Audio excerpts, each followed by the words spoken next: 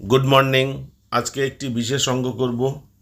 ये अंक क्लास 7 एवं क्लास 8 छात्र छात्रीदेर जन्य।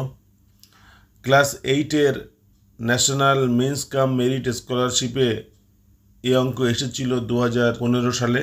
অঙ্কটি স্ক্রিনে দেখা যাচ্ছে। একটি সমবাহু ত্রিভুজের দুটি বাহুর দৈর্ঘ্য 1/4 × 3x + 1 একক এবং 1/3 × 4x - 1 একক। তাহলে ত্রিভুজটির পরিসীমা কত হবে? প্রশ্নে বলা আছে যে এই দুটি বাহুর দৈর্ঘ্য কিন্তু সমবাহু ত্রিভুজের দুটি বাহুর দৈর্ঘ্য। সমবাহু ত্রিভুজ কাকে বলে?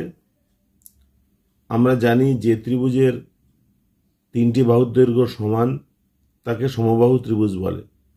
কিন্তু এখানে যে বাহুর দৈর্ঘ্য দুটি দেওয়া আছে সে দুটি কিন্তু একই নয়, সমান নয়। যেহেতু ত্রিভুজটি সমবাহু ত্রিভুজ তাহলে এই বাহুর দৈর্ঘ্য দুটি সমান হবে।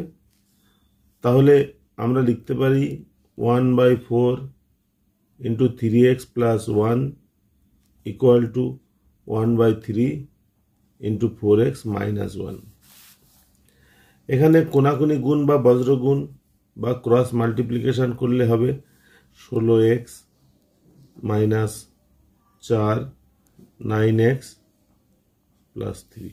এক্সগুলো একদিকে, সংখ্যাগুলো অন্যদিকে নিলে হবে 16x - 9x = 3 + 4, তার মানে 7x = 7 বা x = 1।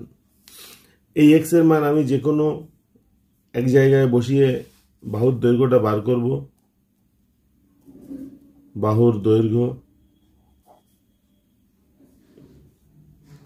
1/4 × 3 × 1 + 1, তার মানে 1/4 × 4, 4 কেটে দিলে হবে 1।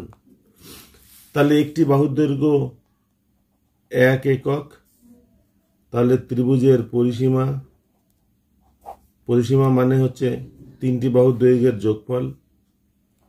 যেহেতু বাহু তিনটি মাপ সমান সুতরাং একটি বাহুর দৈর্ঘ্য বার করে তাকে 3 দিয়ে গুণ করলে পরিসীমা পাওয়া যাবে।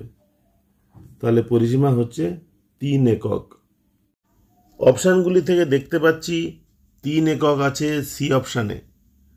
তাহলে এই অঙ্কের উত্তর হচ্ছে সি। আজকের অঙ্ক ক্লাস এখানেই শেষ হচ্ছে। পরের অঙ্ক ক্লাসে আমরা অন্য কোনো অঙ্ক নিয়ে আলোচনা করব। আজকের ক্লাস অ্যাটেন্ড করার জন্য সকলকে ধন্যবাদ।